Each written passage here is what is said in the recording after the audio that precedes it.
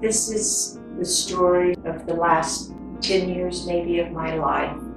And I had my husband, who has now advanced Alzheimer's, home for 8 years. But he became increasingly frail with Parkinson's-like symptoms, and I could no longer pick him up or take care of him, which left me with extreme guilt because I promised to take care of him forever.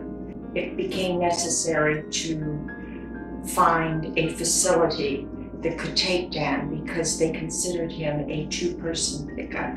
They had several other conditions, and I was refused by about 4 of the assisted livings. And Dan was in a wheelchair at that point too, so that didn't help.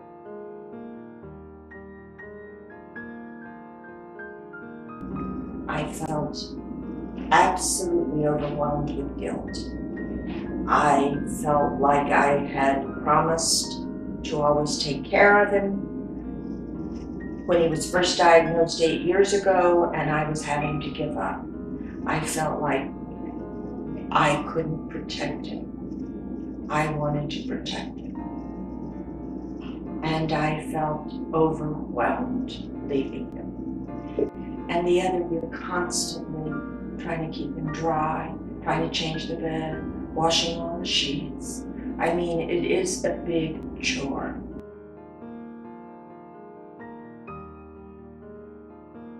Finding a home after I came to the realization that this was necessary was absolutely mind-boggling.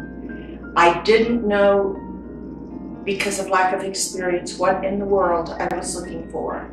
I wanted a place where they knew his name, where when they walked by they gave him a pat or a little kiss on the head, and they cared if he didn't like the food. And the other thing that was extremely important for my comfort and his is that I be allowed to transition with him. But there are some homes that require or highly suggest that you do not transition with them, that you leave them there for several weeks so they can adjust without the commotion. This to me is totally unacceptable.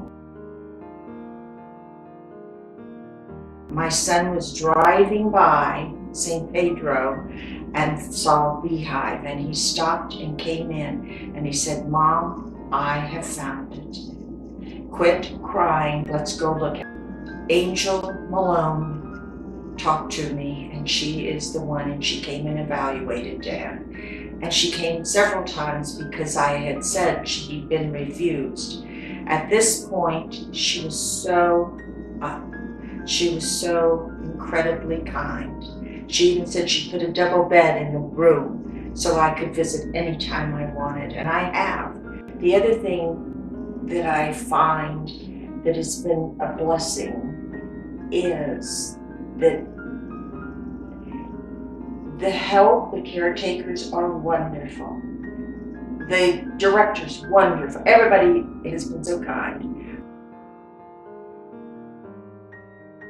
The search was, thank the good Lord, over because we found a place that is home to Dan, home to me, and my son can come in and out. It has been home.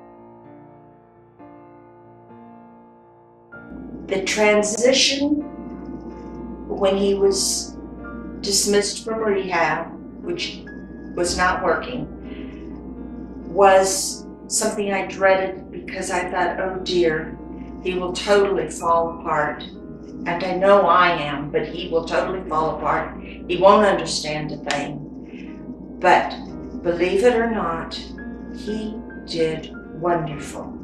I had a little adjustment, only because I would walk out and leave him at night when I really wanted to take him home. So the transition was very, very easy with my Danny.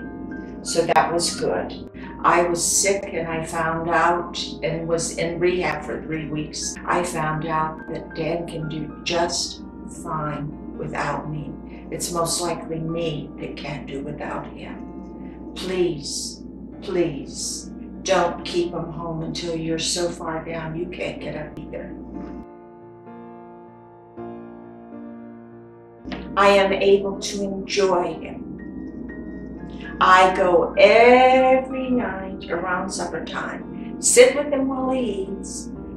Then I am there till when he goes to bed, and I kiss him goodnight. Then I go home and I can rest.